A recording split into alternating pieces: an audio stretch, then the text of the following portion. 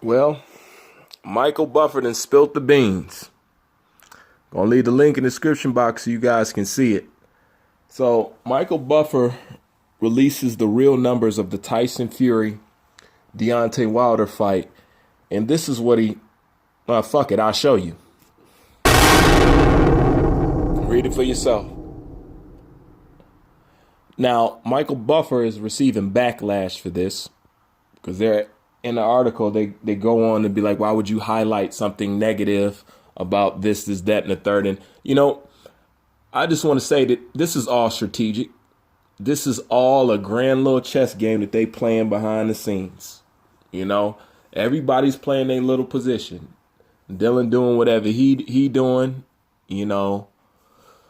Team Wilder's doing whatever they doing, and this is a backdoor move by Hearn. I guarantee you, because they talk about him having a contract with the Zone and whatever and whatnot. But like I said, I'm gonna leave the link in the description box so you guys can go read it for yourself. But it just goes to show all the things that really come into play to get something done. All the little dirty tactics, all the little media shaming.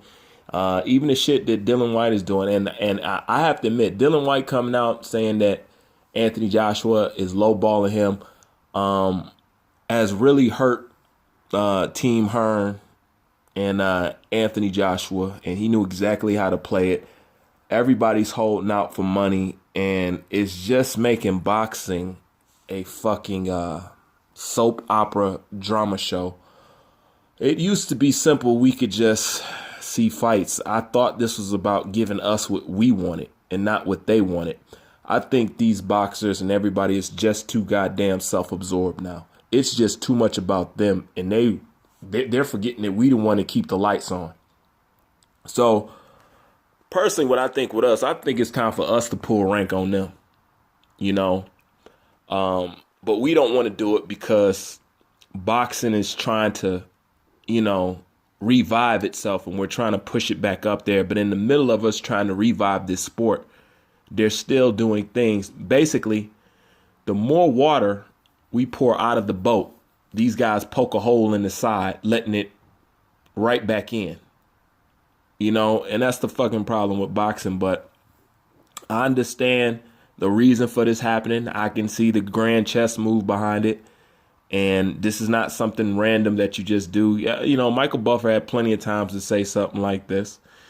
And once again, he's crediting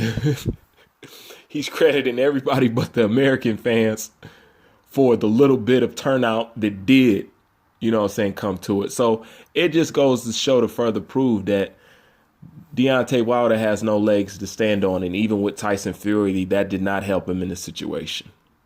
Not at all, And it's quite sad that people be that delusional. And the thing is, it's not hard to get where you want. You just really have to be into something that you really want to do. And what I mean by that, if you really wanted to box, if you really wanted to be a boxer, if you really cared about the sport, if this is really what you wanted to do, you wouldn't have these problems, I think, at the negotiation tables and stuff, because you would have took the fights that need to be took because you actually care about what your record says and you actually care about being a fighter.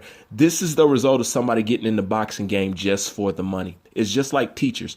You should not become a teacher just for the money. I think that's one of the worst things to do. If you become a teacher, it should be because you want to teach people, not because you want a paycheck. Same thing with nurses. You have to want to do those kind of jobs. And boxing is a job that you have to want to do, because if you do, if you have to, if you like the job and if you really wanted to do it right, you would do it right, and you would get the kind of results that you get because you would take the opponents and you would take the kind of fights that would get you there, and it would be recognized. It's really not hard to do what Anthony Joshua did. The only thing you got to do is have skill and have some heart. Any of these boxers could have got where Anthony Joshua got, to tell you the truth. That's just being honest with you. Deontay Wilder could have did what Deontay Wilder, I believe, could have beat Charles Martin, at least. He at least could have do that. And not only that, I'm gonna say something about Deontay Wilder that I probably never said, but Deontay Wilder could have been a good fighter if he actually cared about developing some skill. And if he think he hit hard now, just wait till he had proper technique. It wasn't hard to do what he did. You know what I'm saying? Just like it wasn't hard for Bermain Stavern to be who the fuck he was. You know what I'm saying? That wasn't hard for him to achieve. The only thing you really had to do is really wanted to put your foot in boxing. And a lot of people would be at where Anthony Joshua is. Look at Alexander Usyk. Perfect example. Perfect example. You just really got to want to do it. And when you really want to do it, it shows. Hence, Alexander Usyk. That's why I can't wait for that boy to get up at heavyweight, because in the back of my mind, I'm letting you guys know what I'm thinking. And I know I'm ambitious by thinking this, but I'm kind of hoping he'll turn out to be another Tommy Morrison. You know what I'm saying? I really do. You know what I'm saying? I would really like to see that again. You know, of course, he's not going to move and have power like Tommy Morrison. Tommy Morrison was special. But, people can hope. Anyways, link in the description box. I didn't want to get off subject. And you guys check it out.